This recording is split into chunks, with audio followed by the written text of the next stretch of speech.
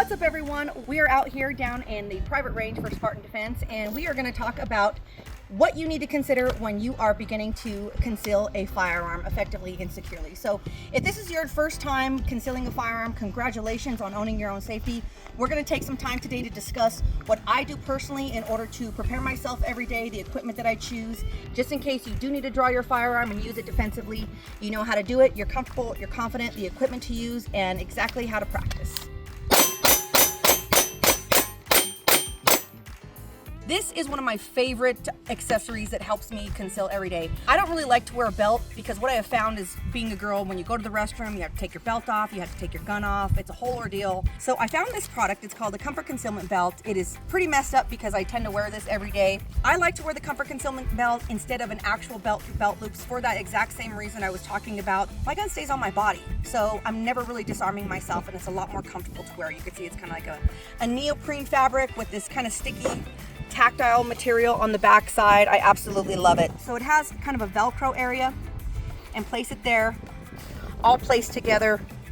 Then I'll turn it around so I don't have this two-staged fabric in the way, kind of rotate it back, and see how I have a little bit of give because I need to make room for my holster. The holster that I like to use, and I highly recommend, is always using a hard-sided Kydex holster. I normally carry my favorite gun in the entire world, my Staccato CS. Shout out to Staccato. I love this gun because it is a 9mm double stack 2011. So I always start with a clear firearm, and what I mean by clear is we don't have any magazine in the mag well of the gun, and we also make sure that we have this slide locked back here, as you can see, slide lock open, and we have a clear chamber, so there is nothing in the chamber. So I'll go ahead and put my holster onto the belt here, like so, and as you can see, I'm utilizing that wing here. So if it was like this, you could see it would kind of flop forward. I'm utilizing that wing. You can adjust these screws right here to kind of open that wing and give it more maneuverability to kind of help push that holster into the body, okay? So I am now gonna load my firearm. So we're clear, slide lock open. And I load my firearm a very specific way every day. So I'll take my magazine, fully stacked magazine, this holds 15 rounds, and insert it. I like to give it a nice slam and check to make sure that that magazine is nice and tightly in there. It's not just gonna flop out. Since the slide is open, I could just pull the slide back and drop it. So rather than following that slide down, all I do is pull it back and release and let nature take its course. Guns are designed to work a certain way, and that slide is designed to fly forward on purpose, so you don't need to interfere with it and follow it down. That's actually a hindrance to you loading your firearm. So now I just loaded one round in the chamber. So I'm gonna drop that magazine. If you want to, for safety purposes, you can also throw the thumb safety up just to make sure you're being safe. Place the firearm in a safe direction. And then I take one more extra round. If this was a defensive scenario, I would be using hollow point defensive rounds here, but we're gonna be shooting some steel today, and just for safety purposes, plus I don't wanna waste all my good expensive hollow point ammo, we're gonna be using FMJ today. So I'll just take that extra round, and then I'll stack that one more round into my mag. So now I know I have one in the chamber, and we say that we're hot now. This chamber is hot, right? Because we have a round loaded in the chamber. Now we have a fully stacked mag with that extra round. I'll go ahead and load my mag, give it a nice tug, make sure it's in there. My thumb safety is up. Not every gun has a thumb safety. We can talk about different guns later. And then now it's time for me to put my gun in my holster. We are gonna take our time putting our gun in our holster. We never, ever, ever wanna rush to put our gun away in holster. And why is that? In a self-defense situation, if you're putting your gun away, it's because the threat has been neutralized. There's no need for you to have a gun out, especially if cops are on their way, etc. You don't want to be that person standing around with cops on their way after a self-defense shooting with a gun in your hand. Not very smart. We take our time, we tilt our body outward, and we insert our firearm very slowly and meticulously, and we watch it go into the holster, keeping our finger off the trigger and pointing that gun away from our body the best that we can. So now that I have my gun in my holster, see, what I like to do is kind of tuck it into my pants. So for all you ladies out there that like this method of carry, one thing that I've noticed really works for me is sizing my jeans up a size, because it gives me a little bit more wiggle room to kind of house the firearm in my pants.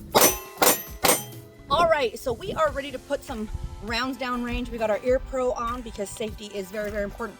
I have my eye protection on. Shout out to Hunter's HD Gold for my ballistic stylish eyewear. I have my gun on my body right now. This is normally how I would wear a shirt in concealment.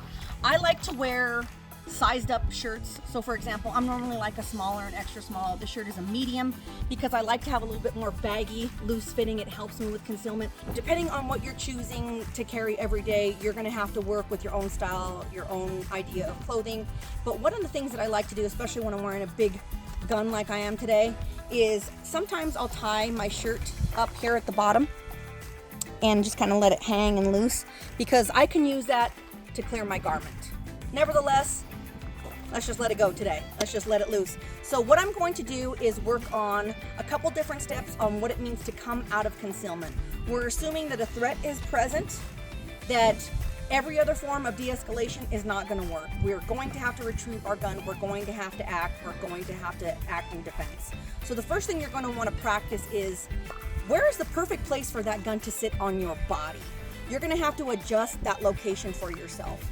I like a little bit more in the center of my body, so as you can see, if I tilt to the side, I don't have that much of that grip pointing outward. So if my shirt is hanging, it's not really exposing much of this grip, so you don't see it just kind of sticking out. It's a little bit more incognito. Now that I know that this is where I want my gun, and I could adjust that, I want to make sure that I can acquire a proper purchase. What is a proper purchase? I mean that you are going to be able to grab that gun and get a proper grip onto that gun. Every time you reach for it, you love this gun so much, you're going to hold on to it for dear life. So I do a couple times where I can adjust it and make sure that it's in a position that if I have to grab that gun, my hands are going to be able to get underneath that grip without the constraint of clothing and come out of concealment. So as you can see here, it's going to take some time to adjust for that and get comfortable doing that. That is going to take some practice. So my suggestion to you is, before you leave the house, concealing a firearm, you still don't know how to actually grip that firearm and clear garments, take some time just practicing those few things. Empty gun, clear chamber, nothing in there. Practice clearing the garment, pulling it up high and away from your body enough that if you need to retrieve your firearm and come out of concealment, that garment is not going to get tangled up or in your way. It's not going to stop you from getting that gun out and being able to defend yourself.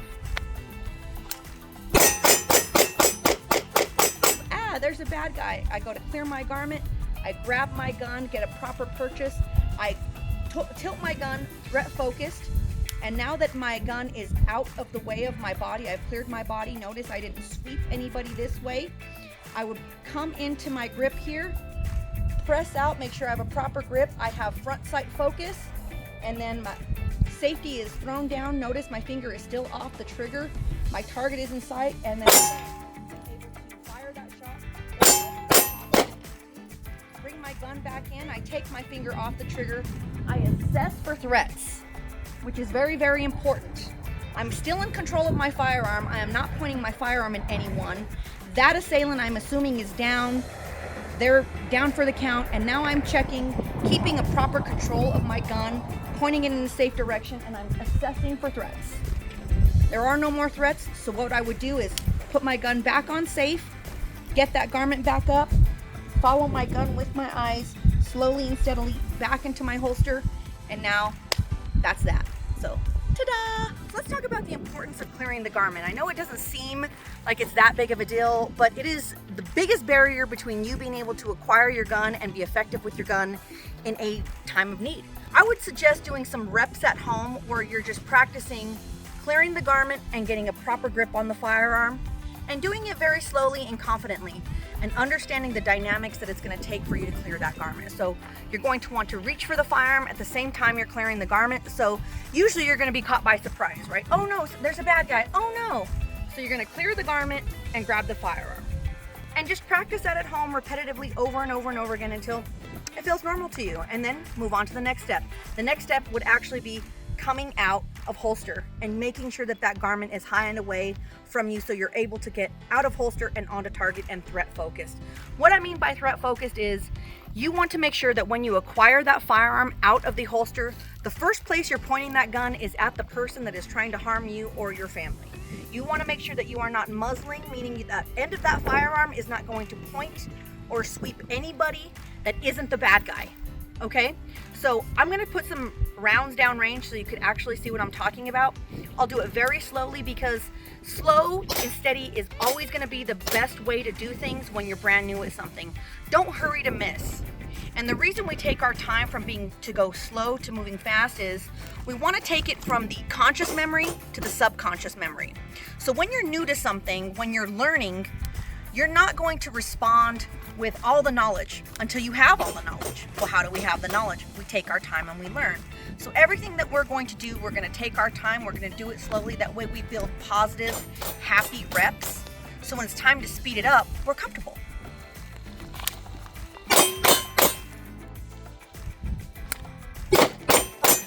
So as you can see, we're not always perfect with our shots. And I don't want you getting caught up with having perfect groupings and what are groupings and all that stuff when you're practicing, learning how to come out of concealment.